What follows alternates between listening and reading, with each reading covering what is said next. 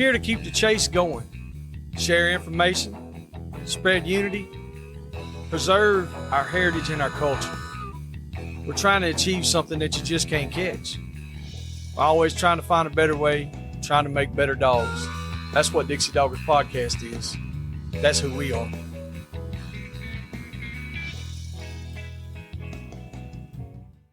This episode is brought to you by Rankin Ranch 38 Cattle Company. Marc Rankin specializes in Brahma and Brahma Cross cattle in Oglethorpe County, Georgia. You can contact him at 407-832-2077. 407-832-2077. This episode is also brought to you by Phil Wilson of UC Hunting Properties. If you're buying or selling land, farms, or hunting property, these folks know land. You can contact him at 678-791-3483, 678-791-3483, or visit his website down below in the description. All right, everybody. How we doing today? How you doing out there? That was a little different intro, wasn't it? Yeah, not what you expected. That's right. Anyway, same guy, still here. This is Joey, and that's Nate over there. They don't ever say nothing. No, not we are much. right back here one more time to do a podcast. We have had so much stuff happening and going on. It has been a full-time job in itself just to crank these out. So Yes. we have, but man, we enjoy doing this. So we got a little something that we hadn't done in a while. It's just going to be me and Nate today on this. We've got guests and stuff, but we just we hadn't done a update or just some adventures and what we've been doing. Thought we'd kind of catch up with everybody. Yeah. And we've got several events and stuff that are coming up that we support, and we sponsor some of them. We support them. We're going to give you the dates and stuff on that. And we're just going to kind of catch up today and shoot the breeze on some stuff about, good, crisp, cool evenings are coming around, cool mornings. So deer season's here, stuff like that. So that's what we're working on today. And this morning, we got our first taste of deer season. Yes, we did. Tell them about it, Nate. Tell them what we did.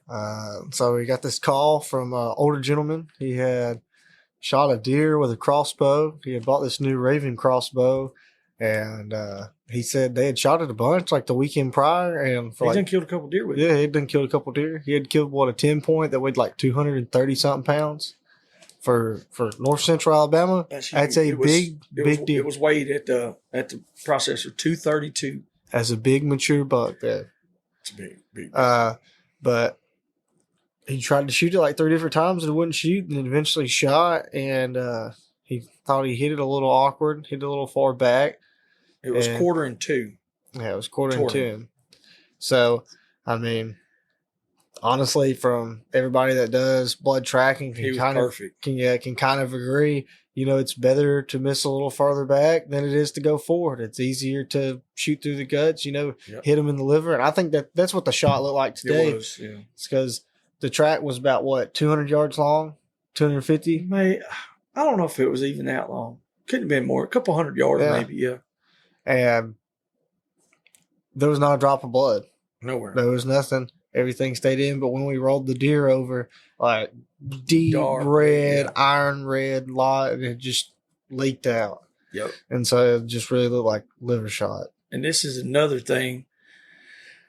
A lot of people make the mistakes when they're younger about not trusting the dog. I've said it a bunch of times. Everybody that knows that's been in messing with dogs, they say that. I almost did it today, y'all. Yeah, we get there and there are squirrels everywhere. And Louis is like on high alert. We carried Louis with us. Oh, Louis P. Jackson. He's. So I'm handling him on lead, and the guy's telling us, he was like, "Well, I shot right." He said the deer was walking through here. He said I shot him right over there, and we didn't take 2 steps. Louis started pulling, so I'm following him on lead. I like to track on lead as much as I can until they get to where they're going. And he just went to snatching, so I turned him loose. He goes 75 yards to 100 yards and made a loop and kind of stopped for a second. And I started to correct him and reset him. I asked him, I even said, I was like, what are you doing? And he just looked at me, and the wind was blowing from his back toward me. So he was to my left-hand side. Well, once he got to my right-hand side, he made another smaller circle, and he went right back over there. And I'm looking around, and Nate goes, and I was like, I said, he's just standing there. Nate goes over there. He's like, well, that's the deer. I've been over and looked, and there was a bunch of tree sparkleberries. White butt. Yeah, and I saw that little white butt, and I was like, butthole. Yeah, I did. See the deer butthole. Yeah, I was happy. He's happy to see the butthole, y'all. Yeah. He's like, it's a butthole. I was like, hell yeah, we found the deer. It was great. It was a good deer. It was a real good deer. He's probably at least weighed, 175? It was a real good, healthy deer. He probably looked 4.5. We didn't teeth age him or nothing. No, just looking at his body, like I said, he was a mature deer. He was starting to get Roman nosed. He was probably 100 I'd say mid 120s on as far as size on his antlers. But he was a management deer at the same time, so it was a really good management deer. For here, it's real good. So anyway, that worked out. The man did when he made the shot yesterday though. He seen the exit wound because the deer turned, ran. So he's seen the hole. So he did what we all want everybody to do is he just backed out, left it alone, made the call. We went over there today and picked him up. And it wasn't a real long track at all, if he'd have got down and went over there, that deer was bedded up 100 yards away from there and he bumped him, it could have ran another mile, Like I said, it was a good shot, but it was still a marginal shot or not a very quick shot, what I mean. Yeah. So, I mean, it's one of those deals where. Because he was good and wrapped up. I mean, you could tell like he had. Yeah, he'd been thrashing. Flopped over several times.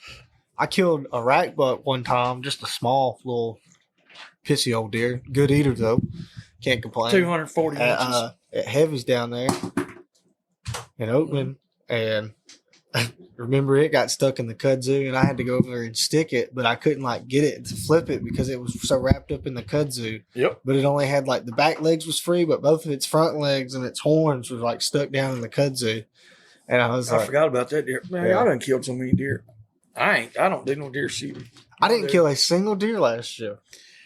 You skinned a bunch. Yes. I didn't have to kill any though. Yep. I had people doing the killing for me. I was like, look, y'all shoot them. Hired mercenaries. I'll clean them.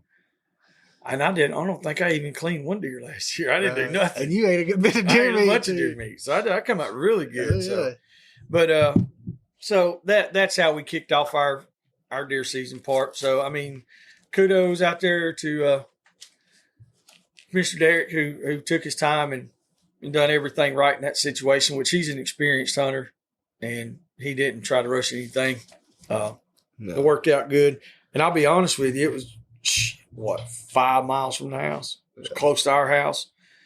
Good track to get Louie on. It was right off the highway. Up. Yeah, it was crazy because we just started driving off the interstate. You got a video. Nate's gonna put a video up. You'll see there's a major interstate, and he just off I-22, and he just takes a right, and I was like, "Oh, okay." Yeah, right off of. We thought he meant turning on the road. He just meant right off. My guy. Yeah. But that's how we started our deer season stuff off with one thing, and then we've got some trapping jobs that we're doing for feral swine removal. They're not wild; they're just feral. We've done feral swine removal all day, all week, every day. Yeah, pigs decided to be bad. Yeah, we had some of ours. These are not wild hogs. Keep in mind, these are domesticated hogs. And so now we're doing a good old-timey hog killing. But it's like the 10th time they got out in a week. Yep. I don't know how or why. They're jumping over the pen. They're acting crazy, so they're no longer doing that. Their jumper is broke. Yep. So, all right. So now we're going to move on from that part to let's go to our current events. So we got terrier trials coming up this weekend. the Boar's Nest, Tyler, Texas. It's the American Hunt Terrier Association. They do it every year. They have a hog bay. They have a go-to-ground tunnel system built. They have wall climb or a high jump. Then they have treeing contest, blood trailing, blood tracking, whatever you want to call it. They have that. They have retrieving. There's so many things that they can do that you can bring your little dogs to do, and it doesn't have to be a York Terrier per se. They also allow other breeds to compete, but like the York Terriers, they have their own class. And then you'll have another one's called the SOB, some other breed. And so if you've got any terriers that are not catch dogs and you want to take to a hog bay, Tyler, Texas at the Boar's Nest is where it's happening at. Mr. Paul Greenwood has been one of the best sponsors and supporters of all of it. Most major dog events. Yeah, he supports every damn whole thing. Dog world, ours, especially. We're little guys compared to what a lot of these folks do, but he supports everybody that does anything with it. I know he's a big supporter of Jake and all those bays. He's got the American Doghorn Museum. You can go see that while you're there. That's something that's cool to see. It really is. Paul makes dog horns, but he also has a collection of old ones from all over, and it's really something to see. It's a lot of our history for hound hunting and the nostalgia of it, especially if you got a younger generation. Take them up there and let them see, before they had the Garmins and tracking systems and all that. Like they had dogs that were just trained to a horn. We had the KSBA hunt that just happened a couple weeks ago, and we wound up giving the winner of the youth hunt, which Hunter McDonald, he won it. Mm-hmm. So he wound up getting a horn and swindled me out of it. Well, bargained me out. But he blew the dog horn better than any I've ever seen. I was like, well, if you play like trumpet or something like that, he's like, oh yeah, I play the trumpet. That ain't no problem. I was like, oh yeah, he said, oh yeah, I can blow the trumpet. And he got that horn and he was tooting the hell out of it. Sounded off. And his mother, Miss Kelly, loves it. Yeah. She came on me, she said, Nate, I got a horn for sale. But we want to thank Mr. Paul Greenwood for having those horns and stuff and for putting them in our hands so that way we can be able to do these things. Yes. And to pass it on to the next generation. The KSBA hunt was our biggest that we've seen. Oh yeah, it was packed. It was packed. There was a litter of puppies there that looked mighty fine. I cannot remember that gentleman's name. Was the life of me. Joseph Salter? No, it was that guy. I think he's from Tennessee. Jeremy Garner's good friends with him. He had that one black puppy in there. Chris Boone's puppies, wasn't it? Oh, yes. It was Mr. Chris Boone. Yeah. But now it was good to see a black dog. I enjoy black dogs.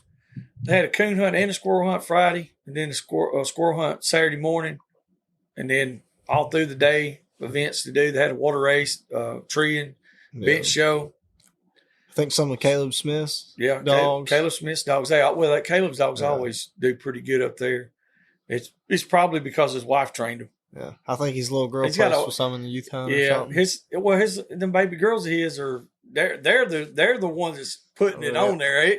She's got a walker dog that's training them. That's what I miss with Caleb. I'm talking about the walker dog. Yeah. No, man, all joking aside, he's got some really good stock. And if I'm not mistaken, I know he's done a lot of stuff or got dogs back and forth with Mr. Ronnie Wooten. Which is amazing. And he's gotten some to Cane Creek as well, and Cane Creek's really like Jeremy Gardner, I saw where he took them on a hunt the other day. They was doing good. A squirrel hunt, I believe. Yeah. All of them's doing good. And seen one of the best looking dogs I've probably ever put my eyes on. What's that dog's name? Kane? Yes. Cole McDonald's. Is it Cole? That Cole's out? Yeah, we're gonna go next Tuesday. Yeah, that's we're going hunt with him. That was a good looking dog. And he sounded good too. Dude, I got a video on that son gun. There's 3 of them coming across the pond. And you can hear one. He was barking so hard, we thought he was going to drown. It was like, good Lord, if he'll shut up, he'll be able to swim a lot faster. But hey, I promise you, nothing out there going to out talk him. That son bitch was sound like me, just over there, loud mouth holler. It was good though, there ain't no doubt. KSBA also came out and talked to Jeremy Gardner and I, Jeremy from Cane Creek, and they've seen where we have all been, like supporting each other, sponsoring each other's events. Like with Jeremy, he's doing a coon hunt. Well, Dixie Doggers, Boars N Broads, Mud Creek Baying, all of us, even though we do hog dogs, we all sponsored some stuff with Jeremy. But Jeremy also sponsors stuff with us. You know what I mean? It's a two-way street. We started with the Shankathon we done, was it last year? I think it was the first time we had the Alabama State Coon Hunter Association. They sponsored a buckle. Yep. Jeffrey Mullins, Coon Hunt with Otter, he sponsors buckle.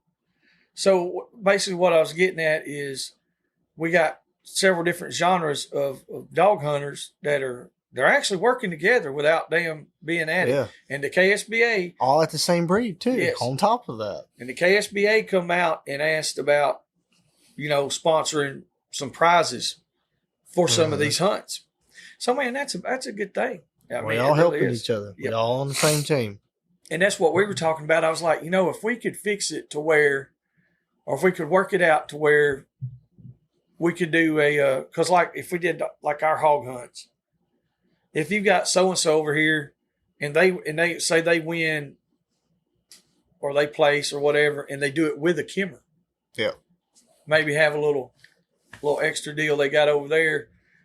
They get a different, another award or something just for having it. Because like the NALC, they do that in Uncle Earl's. Yeah. You're in their hog band against everybody else. But if you have a Catahoula, NALC dog, it can win a separate division. Yes. Win more than one division. Yes. That's a pretty good deal. I wonder how you would structure like actually getting like a woods hunt or something like that for kimmer dog. I would say one thing about most kimmers is they typically have a decent like recall that they'll typically actually come back to you. Yeah. I haven't seen very many that just were extremely hard headed. So I think it would be feasible to not like put it in a high fence. I wonder if you could do like 4 or 5 different bait pots, because there probably wouldn't really be that many dogs. I'd say like the most you have is like 16? Maybe. Yeah, so you could do like 4 big bait piles across like a property, and basically like a 2-hour. You know how big the property is. Yeah, you'd have to have it all on an even kill, because if it's just like if you had those spots, you would have to draw. Yeah. Yes. Exactly. You could do it. We talked about it before. And you could have like a 1-hour cast or something to strike a hog.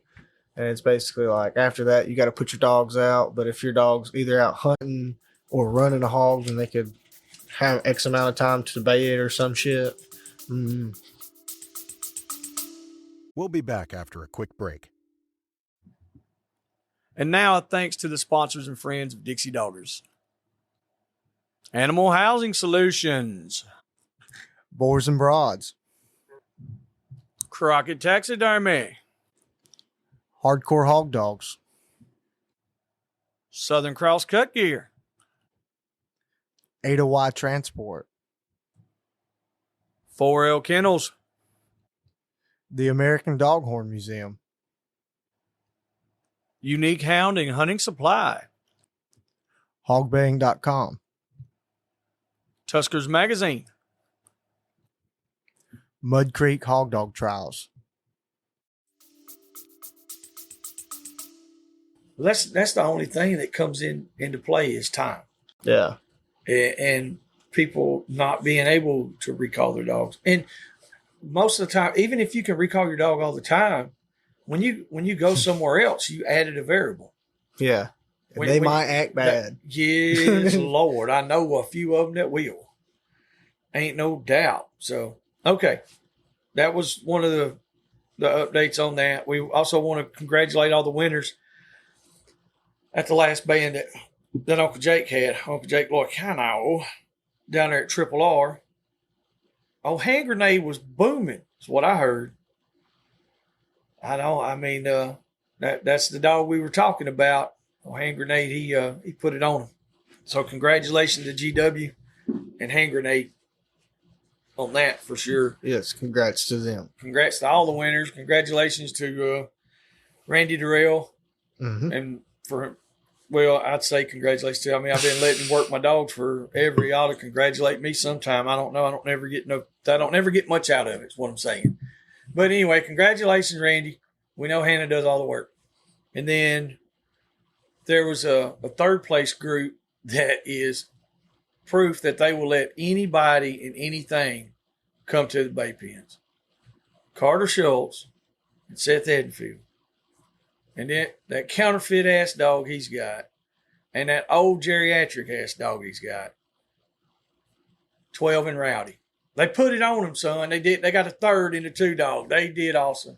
Proud. Which is a big deal. It is. I mean, it really is. Considering usually there's a lot of times Goose wins 2 places out of third. Yes. So, I mean, the odds are pretty stacked the top against 5, it. usually he's got, first and second or second and fourth or something. He's usually a lot. Oh, yeah. And usually half the pairs make it to the first bay off. Mr. Ricky Campbell. I mean, there's some great dogs there. Yep. Mr. Ricky Campbell's and Miss Sarah's dogs, they have some phenomenal dogs. They're always at the top. And then you got the 3R kids, Little Jake and them. They've got some stout stuff there. You got Johnny White, Donnie Bergman. They've teamed up and they've really putting it on too. You know what I mean? There's so much competition there. That's why it's kind of a big deal for a Woods dog and a dog that's 10 years old and Seth is running. You know, we all know Seth. He's special anyway. We love him. But it's just, I've seen Seth, I've seen old Rowdy put on some good bays and Seth something will happen. You know what I mean? I get it. It happened. I'm the same way. Something's going to happen. Yes. I've done it. It always My chain lead smacking the gate, dog turn around, look at you and be like, Yep, exactly. But hey, congratulations to everybody. We didn't get to make it. We had the KSBA hunt, and it's one of those deals where everything worked out really good because, like I said, out of the KSBA stuff, hey, they're going to start supporting the hog hunting stuff. So, I mean, hell, it's a win-win deal now. And then getting to see all our friends and family and stuff down there winning and having a good time, can't beat it, man. It's just not at all great. Then we got the Cane Creek Classic. It'll be coming up November 9th. Jeremy Gardner's putting it on. It'll be over in Byhalia, Mississippi. Mm-hmm. You can get with him, get them dogs signed up, the old coon hunt. If you got a cur dog you think a tree good, go over there and sign it up. And even if you don't think it a tree good, holler, sign it up, support it, go in there. My other son was standing at the window talking to me. I didn't know who it was. I don't know what he was doing. It's crazy. I didn't know what you were doing. I was like, crazy. What is that? I'm crazy all the time, son. Yeah, I was like, is he talking to something on the shelf? Yeah. But the Cane Creek Classic's coming up. We went last year. It was a great little hunt. Jeremy's got a really nice place over there. Plenty of coons, stuff to do. Get with him. If you can't find him, like I said, it's under Cane Creek Kennels. If you can't find him, holler at us. We'll put you in contact with him. If you need any information or anything like that, like I said, feel free to holler at us.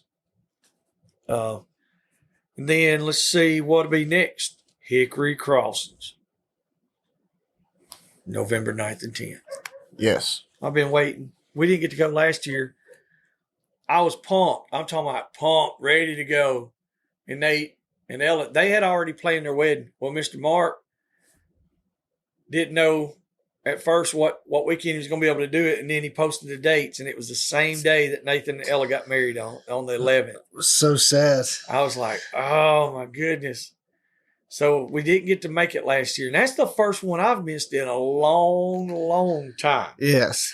I don't want to miss this next one. No. But we got our buddy Jeremy's doing one on the 9th, and then Mr. Marc's doing that one. So trying to figure out how I'm going to be able to make both of them. Jeremy's is only a 1-day hunt, but it's at night. So I might could go over there, hang out, then leave from there and drive.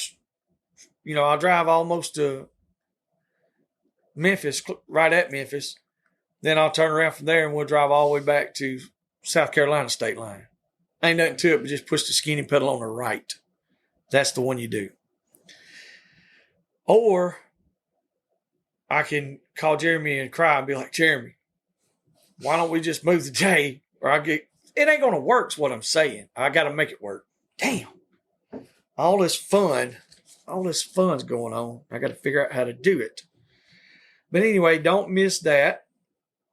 And if you're in the Southeast, another thing for kids, we got the 2024 UKC Alabama State Youth Hunt, the state championship.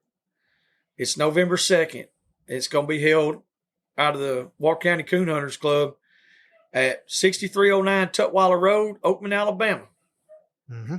They'll have a bench show. It's a free entry, man. So if you got coon dogs and you got a youngster that wants to hunt, man, bring them down there and let them sign up. It's a free entry. You got a bench show, and you're going to have a couple casts. Go out there and do that. Support it. Yes, indeed. Yeah, like November 2nd. And if you need further information, I could give you probably 1,000 folks on there. You get with Jeffrey Mullins, Eddie Horner, Eddie Jordan. Mm-hmm. You can get with Bubba Sullivan. You can get with Jacob Kilgore. All these guys here, they deal with this stuff, and they're local guys that coon hunt on a good level, on a high level, and they'll be more than willing to explain anything you need to know. Scott Penley, I think Scott's over that one. Mm-hmm. So you can get on Facebook and look it up. Like I said, you can holler at us. We'll put you in contact with somebody if you need it.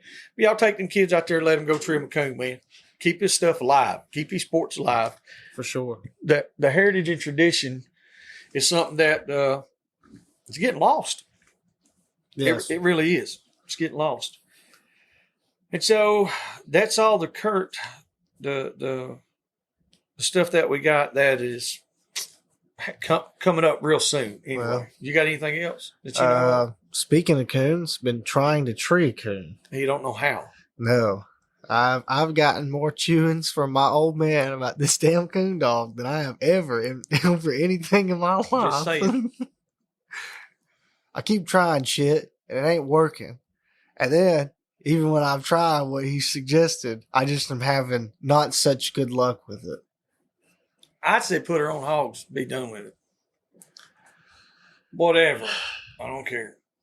Do whatever you want to do. I just want to get her treeing coons at night at first. She's this close. I mean, she's going and she's treeing. She'll tree, yeah. She's treeing She or won't she's stay circle hooked. treeing. She No, won't stay hooked. she won't stay hooked. But if once I get there, the dog will go over there, and I'm talking about wrap up on it, grip the wood, and bark, and just hammer down on it, slobber and eyes roll like. You know who you need to call Hey, on some stuff like that? A whole list of them people I just named, and I tell you somebody else that you. I've listened to. I've No, talked I'm to all just saying, these people and gotten suggestions. I'm trying to figure it out on my own. David Boudreaux, Peanut.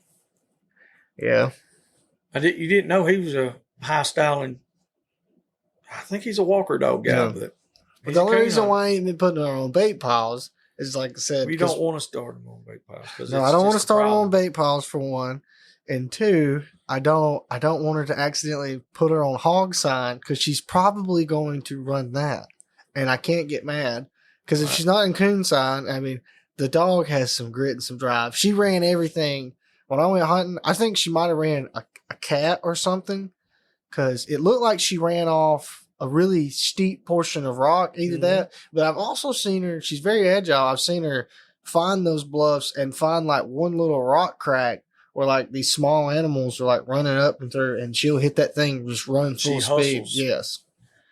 Like when she runs through the woods trying to run a track, she just breaks stuff. Like she's just huge. Like if there's underbrush or limbs, it sounds like a buffalo. Like she ain't sneaking up on anything. No. And if it's hot, she's open.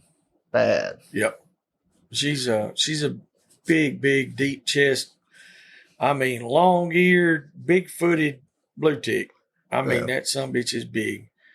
It's probably the biggest female I've ever seen. Mm-hmm. As far personally, I know there's others bigger. I already know that. There's people going to be like, oh, why am I Papa? Why not? I don't give a shit. I'm just telling you what we got. I mean, she's probably 90 pounds. Like gamey. Dude, that sumbitch is, she wants to mess something up all the time. Yes. So I've been having a good time watching Nate struggle with that. Pretty good. I'm so close. One thing, we need some rain too. That would help stuff.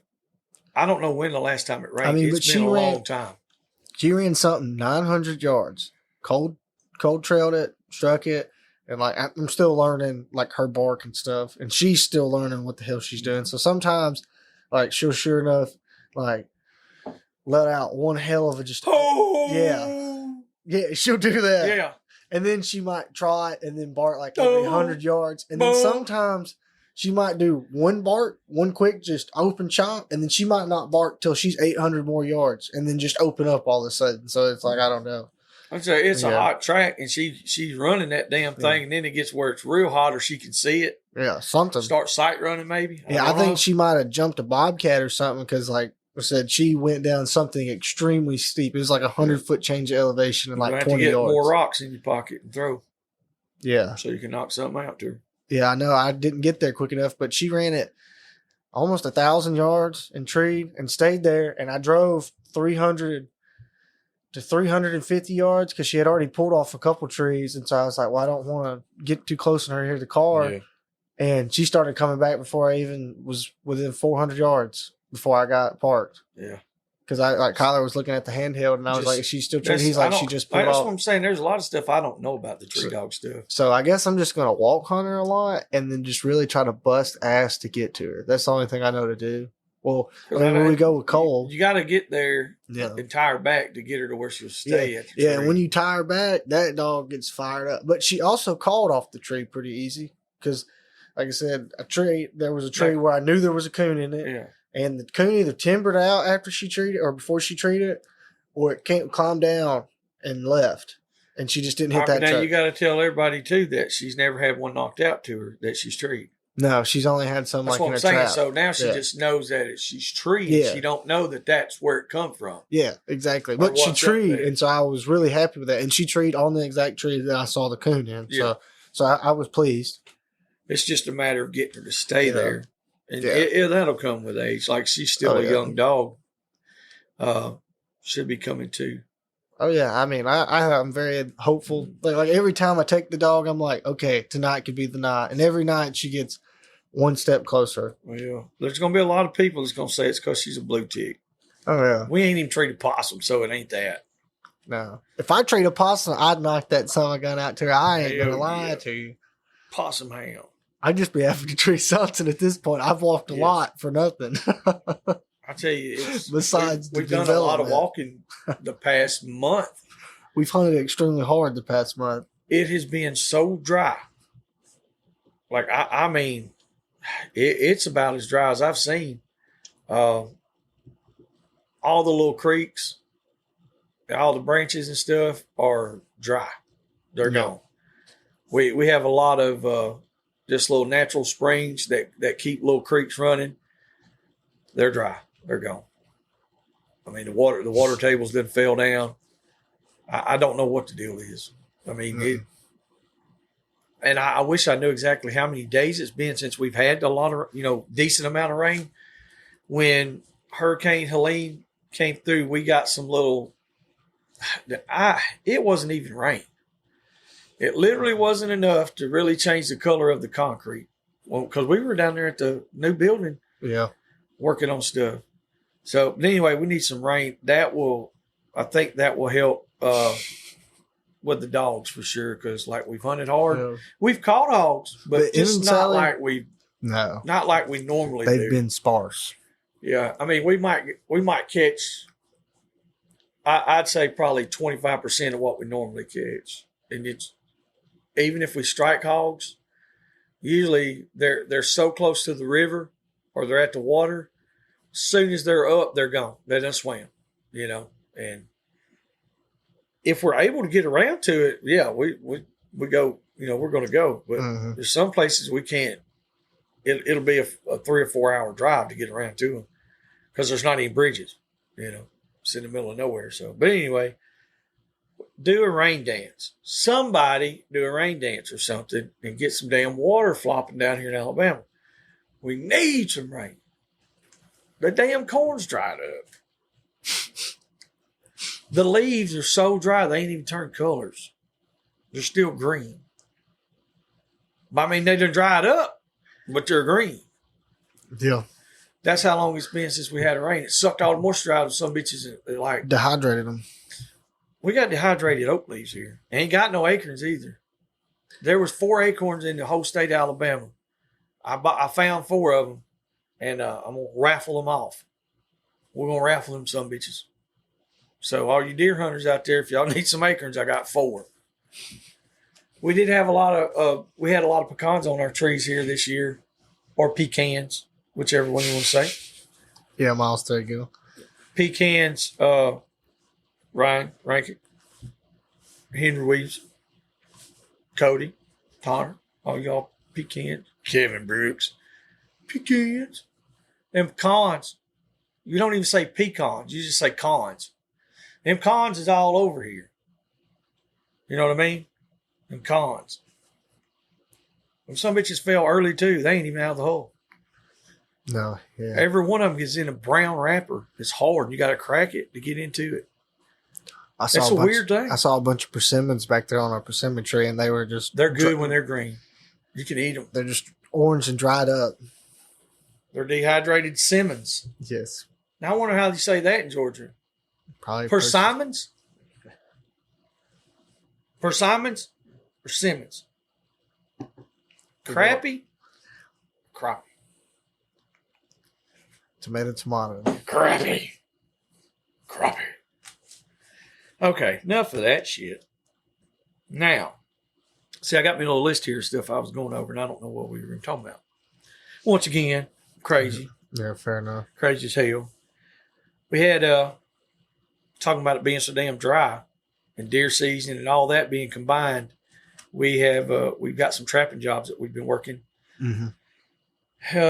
Which, with deer season coming in, everybody's getting their green fields and all that shit ready. And of course, they could have just called us, back in February and said, hey, y'all want to come down here and start hunting hogs? We'd have hunted them all summer for you.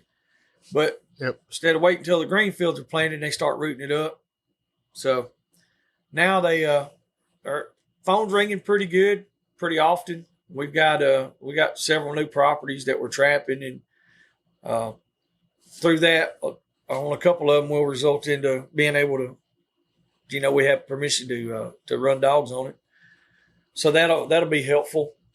I think we wound up with that other spot with John that we've been going down there hunting. We can hunt it during deer season, during the week. So it works out pretty good. Rodney's off days usually fall Monday or Tuesday or Thursday and Friday, or Monday, Tuesday, or Fridays, whatever.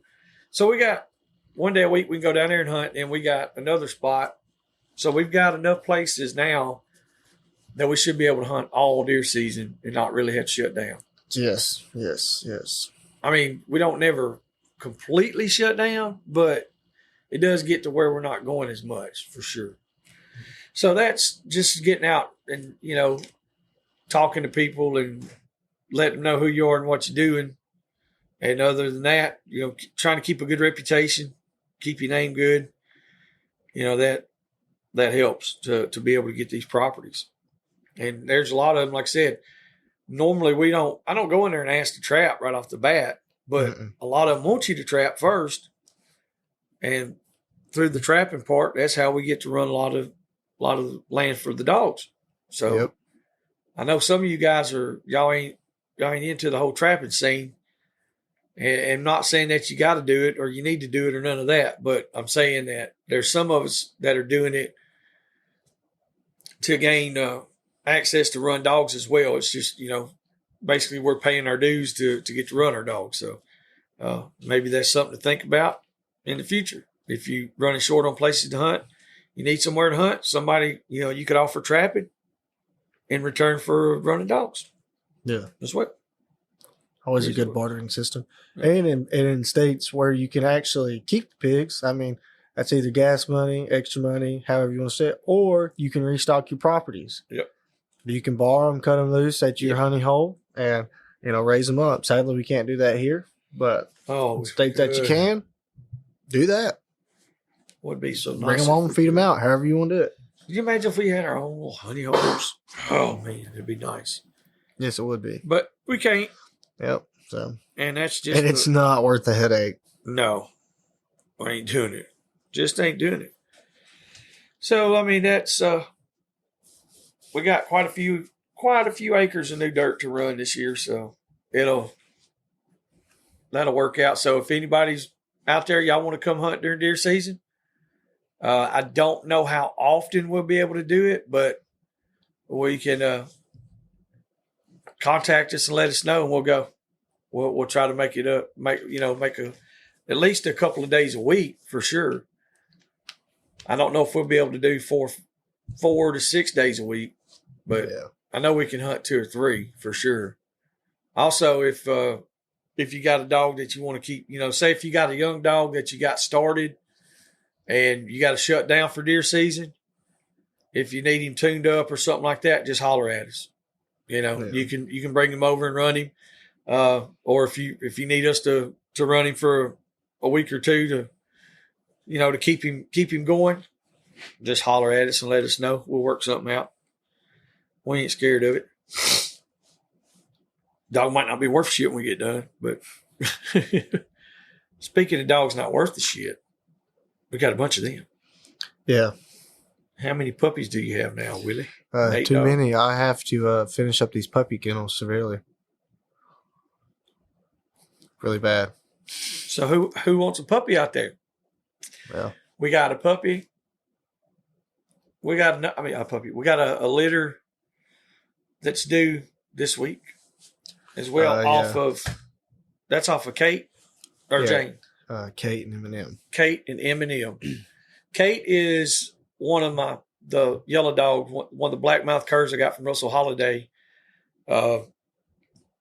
We stood her up so she could get bred and all that, and we haven't even hunted her. Yeah. Since she's been bred. But the last day that I carried her out, she dry casted 900 plus yards,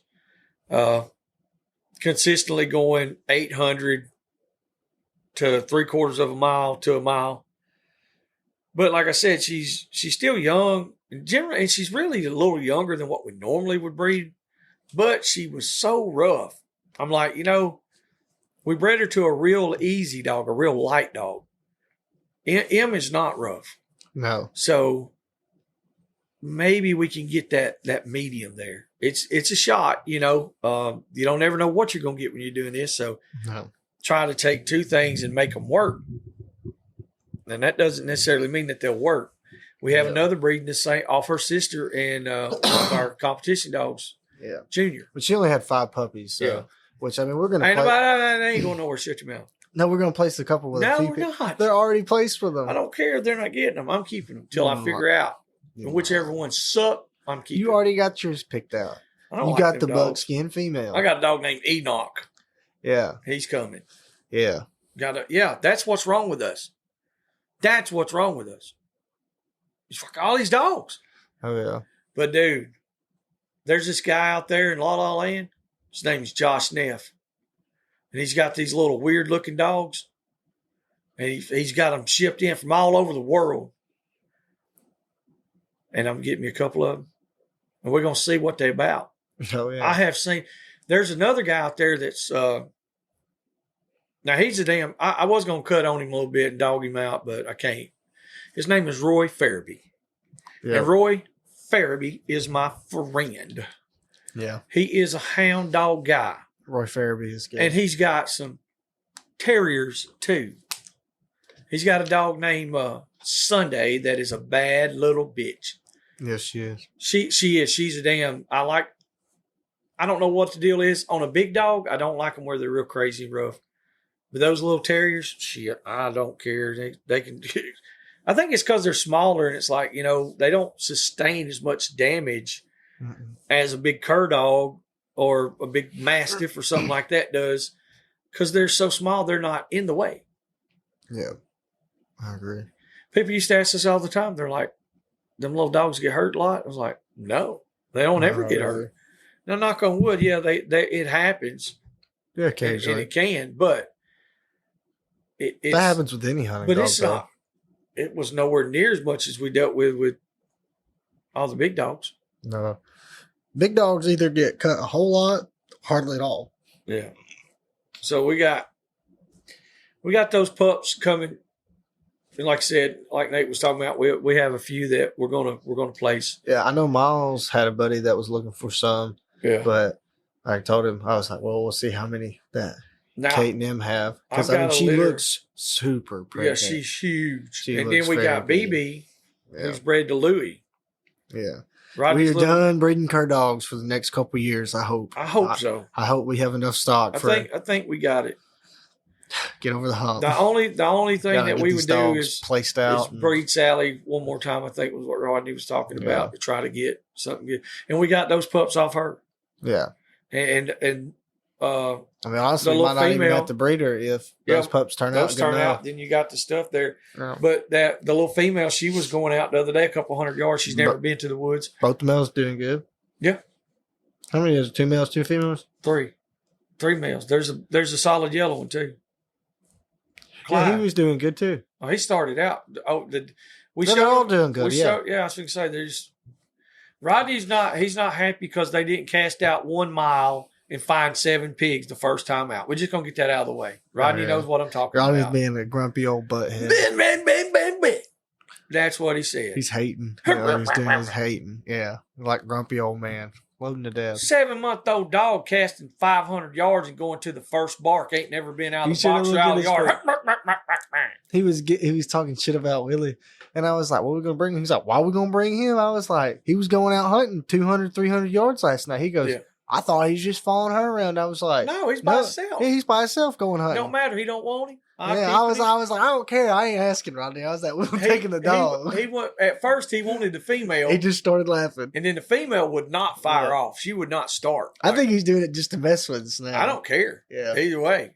If I get out there, if I see a dog and I'm like, that dog ain't going to make it. Ask Jesse.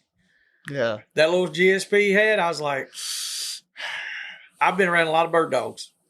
But that dog was not interested at all. Like 0 interest, period. Wouldn't even turn her head. But she was not scared. She didn't run away. Didn't do none of that. She just was not interested. So I was like, hey, that's just not going to work. Yeah. And it wasn't a puppy either. I mean, she's still really young. And she's still, I guess, a pup, but a year old. Yeah. She was a little bit over a year old and wouldn't even look. So I was like, it's probably not going to be her bag, you know. Now, I mean, you can she wait. could be a bird dog. You know, she might be a bird dog. Yeah. You let the dog tell you. She's beautiful. God, oh boy, that sumbitch is pretty. Yeah, she's real dark. I like her. Real dark. I like them dark. Yeah, nice dark. Yeah. They're awesome. But anyway, so the pups, we also have some off of Una and a little blue tick dog. I think we have all those placed. I was thinking to say those will probably be the best in the world ever. These are the craziest looking dogs ever. I can't believe this was a full accidental deal. I'm not even sure who their parent. Well, you know who it is. There's only one.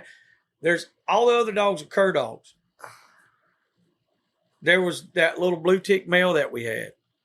That's the only other dog that's there. All the rest of them, like, I don't know why you wouldn't know that's who that is. Yeah. When you look at them, they were born white with black spots that look like a little walker dog without the ticking. Well, Now they're getting ticked up. They look like little blue. Two of them do. Well, one of them's jet black. One of them's red. Well, their mama's jet black. Yeah, I know. Their mama's a bulldog. Yeah, they got it's like all bulldog colors. It's all just random. Except for all the ticking and stuff. Yeah. I don't care what anybody says. All the ticking and shit. That's not. I ain't with that on the game dog stuff. The bulldogs. No, I ain't saying I've that. seen people do that. They're like, they're merle colored, ticked up. I don't want to get into that because I'm going to be pissed off. And I do want to make a correction. The other night we were talking to Ryan. He was talking about the book Velvet and Steel, or Dogs Velvet Steel. And we were talking, and I said, Richard Stratton. Bob Stevens wrote the book. And I don't know why I don't know why I had it on my mind like that. Mm-hmm. I have no idea. I had no idea. But anyway, correction on my part. I made a mistake on that. I said the wrong thing. But I do know Bob Stevens wrote the book. I've been knowing that for 40 damn years. And I don't know why I even said it, but I did. So correction. Sorry about that, Ryan. But it is a cool book about bulldogs. I just can't get into that stuff. So anyway, all these damn puppies. I don't know what we're going to do. We got to get them going. We got to get them going. We got some out there that's 5 weeks old. They need to be baying hogs. The good thing is when I turn them loose the first time, if they don't go bay a hog, they're done. Not playing. 7 weeks old. And some of these puppies might be available in the spring. I know Carl's. We got several other project dogs that are coming up. Yeah, we will have some available at Earl's if they cut the mustard, if they cut the test. I mean, we just know how much work it is to get a dog started and going. Well, that's that. I mean, here we have a low density of hogs, so they can find a hog here. They can definitely find a hog where there's a lot. I mean, we might have a dry run for weeks and weeks and weeks, and then we go to Georgia and we cast our dogs. Well, we ain't never had weeks and weeks. For days and days. I mean, for like something like that, or like just catching like shoats, like not really getting on many big pigs, and then go to Georgia where they're in like certain areas where there's like they're holding them up and put a whacking on them. So, it knocks them. It's a big difference. I know. Like I've sent dogs over, and I've sent dogs to 3 or 4 different people this year, and they've all worked out pretty good.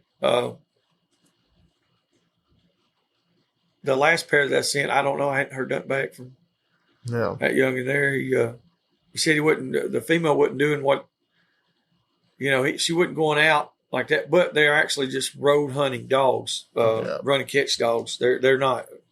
Yeah, I made it very clear. I was like, they do not cast. They're not cast dogs. You ride around on a buggy or a truck, and they run right in front of you, about 50 to 100 yards ahead of you. Maybe a little further, depends on how far you can see. And if there's any sign right there. Now, you can stop on sign, and they'll go. But if you're riding around, that's the way I used to hunt a lot of dogs. And which I've been blessed enough to have enough and to be able to keep enough to have a pack of dogs that you could cast, or a pack of dogs that you could ride around and hunt off feeders or whatever. Yeah. Rough dogs or a pack of bay dogs. And I've been able to keep all those. But it's because me and Nate's worked together Nate's done a lot of the stuff for quite a few years now. I mean, I did it for years by myself. Then when he got big enough to get involved in it, it started out as that was his chores, and I still done a lot of it. And then it got to where it's like, that's what he does. Yeah, so it's like, I stay out of the way. I'll be like, hey, you need me to help you do something? I mean, I still do stuff, but you predominantly take care of all the dogs. And so that right there, I had that as a topic to talk about too, was like this time of year right now, with taking care of the dogs with yourself. Yeah. And I'm not going to do it. I'm going to do it. I'm going to ask you just like if I was interviewing you. So, okay. So we got deer season on us. Mm-hmm. We got all these puppies, young dogs. Then you got your older dogs. Yeah. So what can you do to keep these dogs in shape and in good enough shape to go hunt? So that way, when you go out February, the end of deer season, and jump them out, they're not over sucking wind. I mean, really, a lot of times you could just hunt them once or twice a week.